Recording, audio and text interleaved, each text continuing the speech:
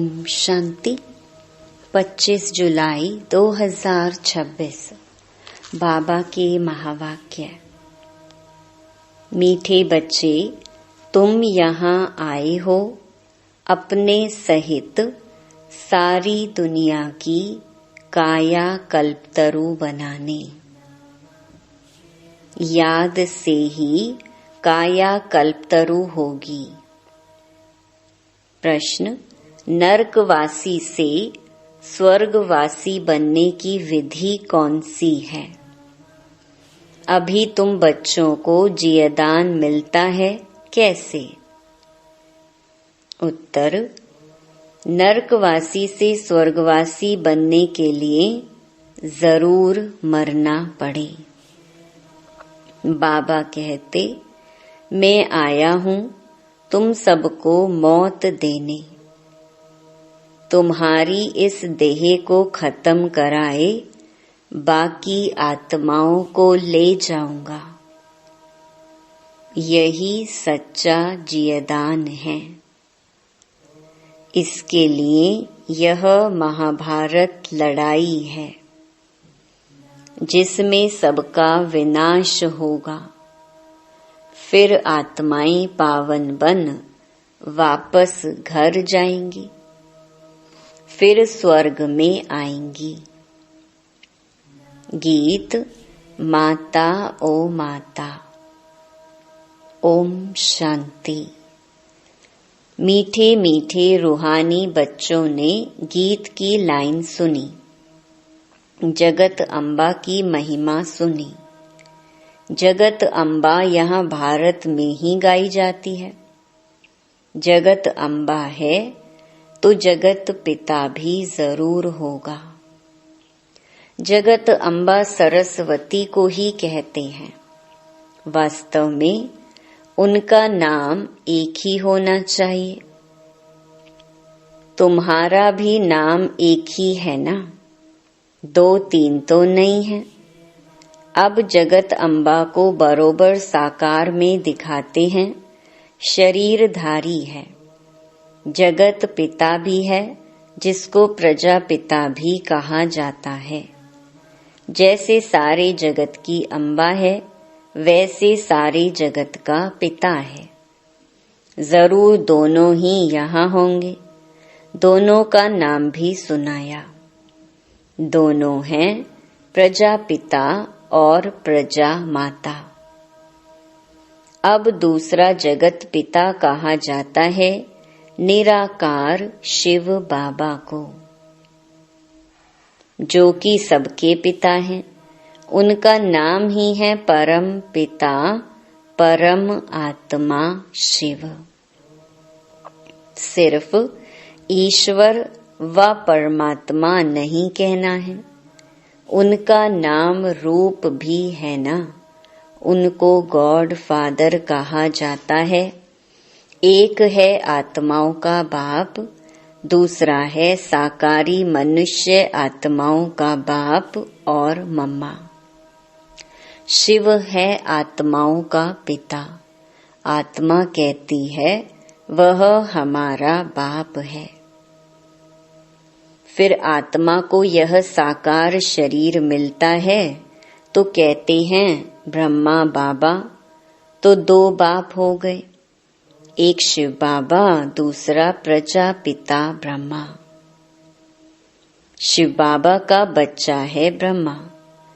एक निराकार पिता, एक साकारी पिता। निराकार पिता को कहा जाता है पतित पावन।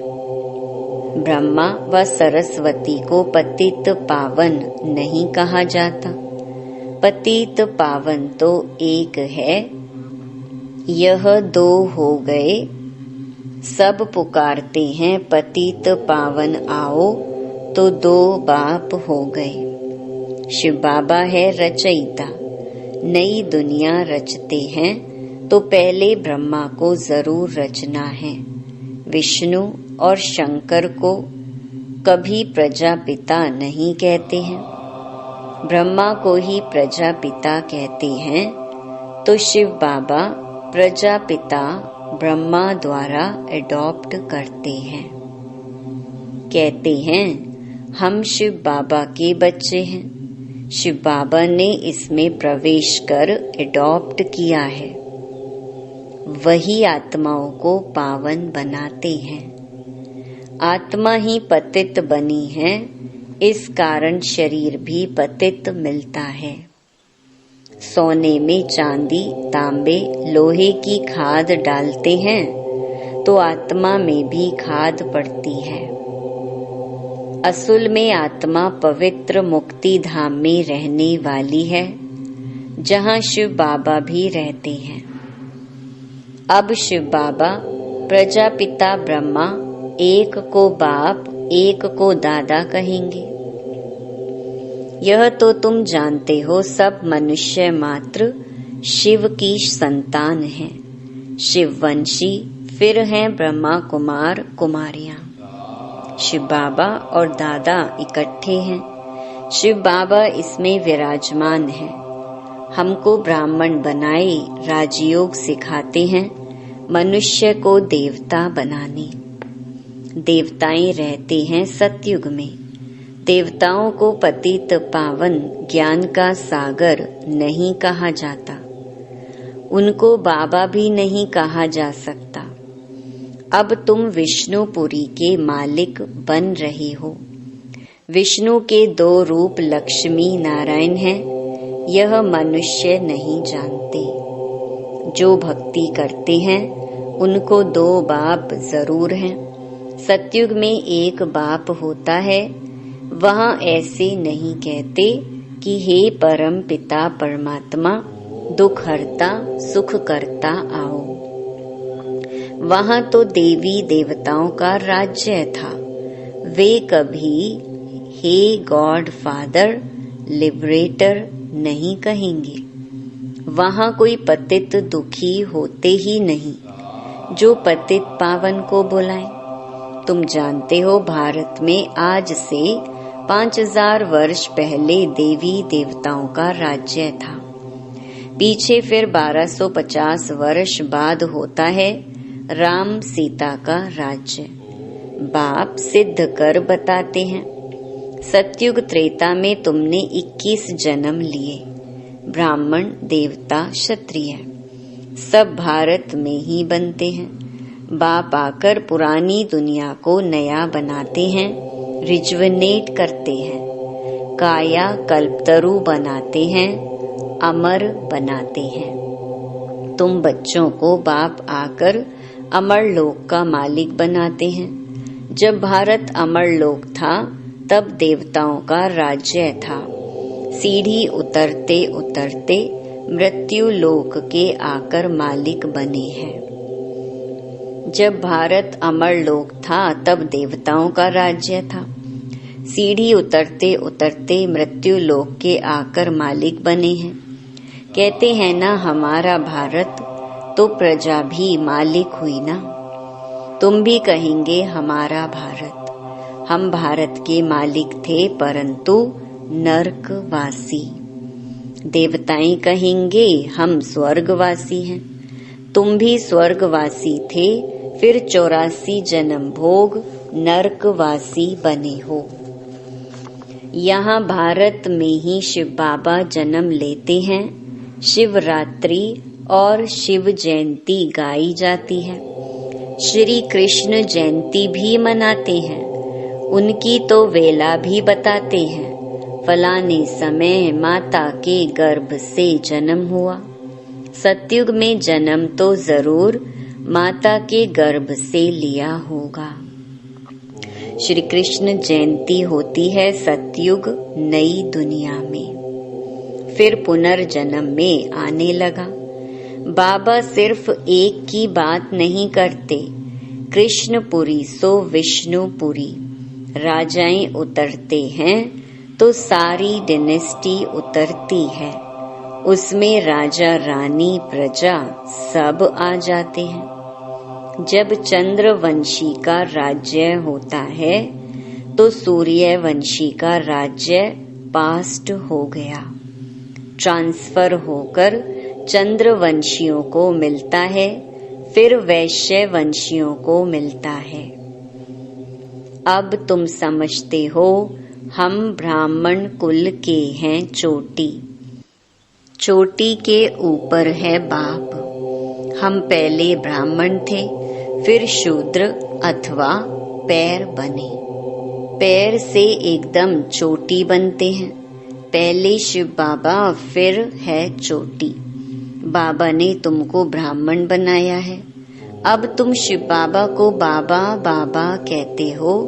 इस हिसाब से पोत्रे पोत्रियां हो गए। तुम जानते हो कि हम सब ब्रह्मा की संतान हैं, ब्राह्मण ब्राह्मणियां। एक बाप के हम सब बच्चे हैं।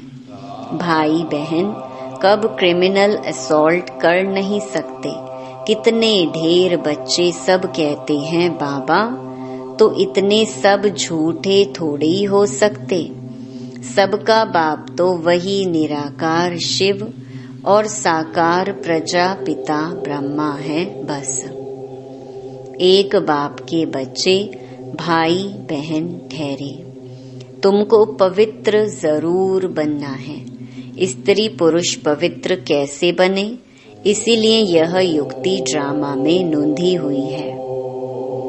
यहाँ सिर्फ ब्रह्मा कुमार कुमारियां हैं, कोई शूद्र कुमार कुमारी है नहीं। वह है पतित शूद्र तुच्छ बुद्धि, क्योंकि बाप को नहीं जानते हैं। कहते हैं ओ गॉड फादर। अच्छा, उनका ऑक्यूपेशन पता है? नाम रूप देश काल बताओ, उनकी जीवन कहानी बताओ।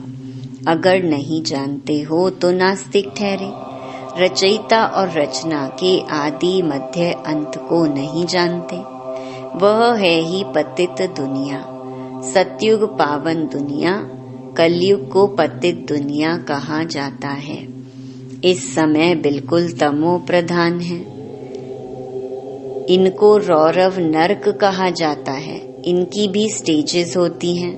द्वापर से नरक बनना शुरू होता है, फिर वृद्धि को पाता है।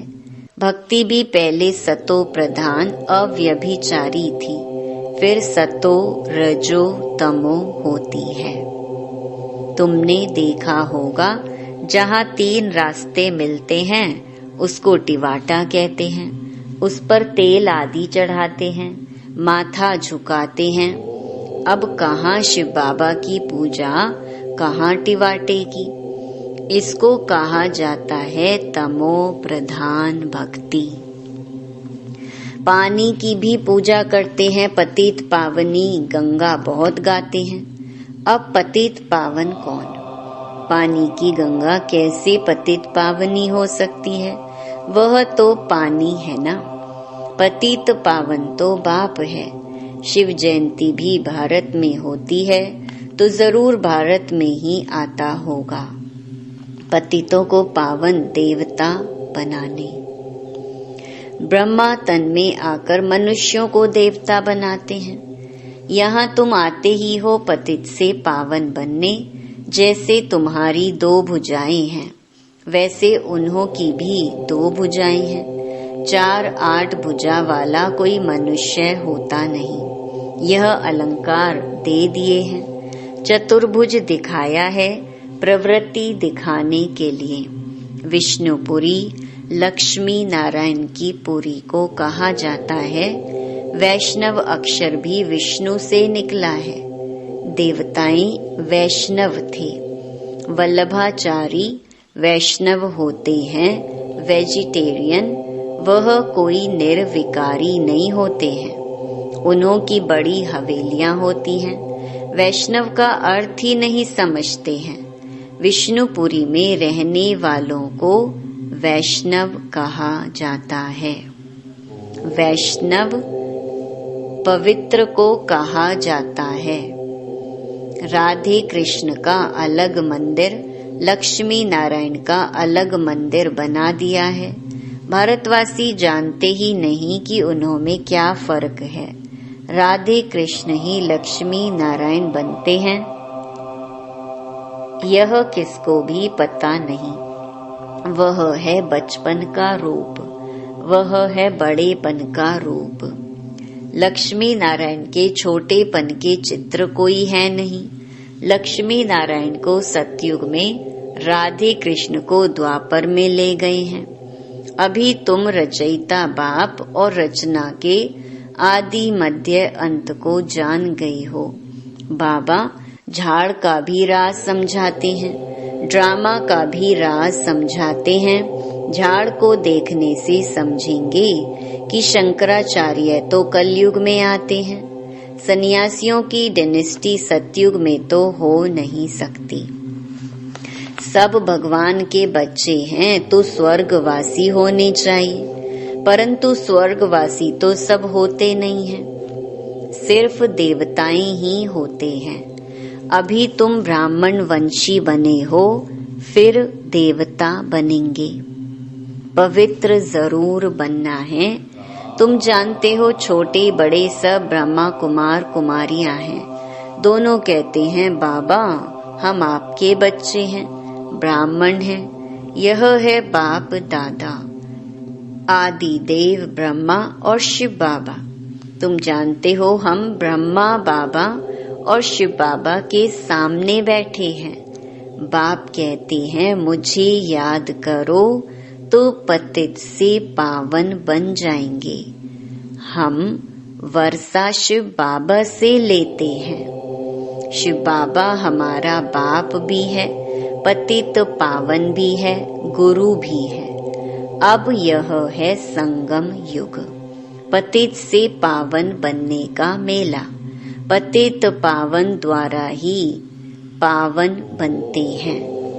संगम पर नदियों और सागर का मेला है। नदियों का मेला तो होता नहीं। अब ज्ञान सागर और तुम आत्माओं बच्चों का मेला लगता है। तुम आए हो ज्ञान सागर के पास। ज्ञान गंगाएं तुम ज्ञान सागर से निकली हुई हो।